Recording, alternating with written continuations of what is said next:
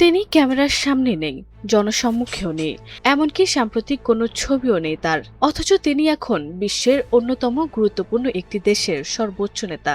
তাহলে প্রশ্ন উঠছে, আসলে কোথায় আছেন মুস্তফা খামেনি, আর ইরানের ক্ষমতার কেন্দ্রবিন্দুতে তার প্রভাবটাই কতটা? আলী খামেনির মৃত্যুর পর ইরানের নেতৃত্বের দায়িত্ব পান তার ছেলে মুস্তফা খামেনি, কিন্তু দায়িত্ব নেয়ার পর থেকে তাকে প্রকাশ্যে দেখা যায়নি। এই অনুপস্থিতি জন্ম দিয়েছে রহস্যের। তিনি কি অসুস্থ, নিরাপত্তাজনিত কারণে কি আড়ালে রয়েছেন, নাকি ইরানের ক্ষমতার প্রকৃত নিয়ন্ত্রণ অন্য কারো হাতে? তবে সাম্প্রতিক কিছু ঘটনা বলছে, মুস্তফা খামেনি শুধু জীবিতই নন, রাষ্ট্রীয় সিদ্ধান্ত গ্রহণেও যুক্ত আছেন। মার্কিন প্রেসিডেন্ট ডোনাল্ড ট্রাম্প সম্প্রতি দাবি করেছেন,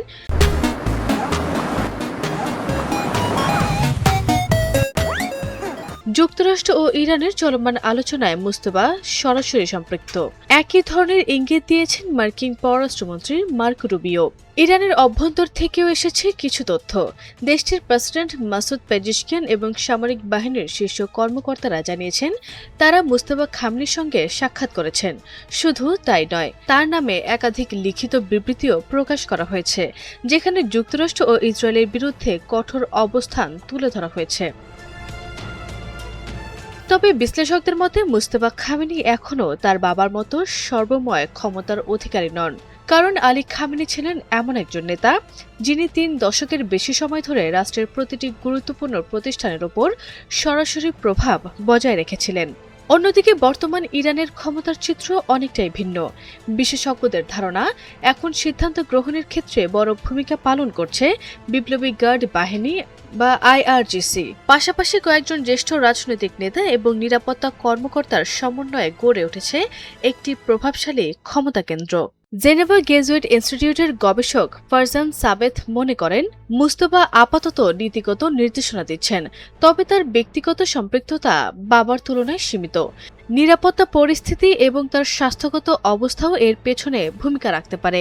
আরও একটি গুরুত্বপূর্ণ তথ্য হল, মার্কিন ও ইসরায়েলি হামলায় মুস্তফা আহত হয়েছিলেন বলে বিভিন্ন সূত্রে দাবি করা হয়েছে, যদিও সেই আঘাতের মাত্রা কিংবা তার বর্তমান শারীরিক অবস্থা নিয়ে স্পষ্ট কোনো তথ্য প্রকাশ করা হয়নি।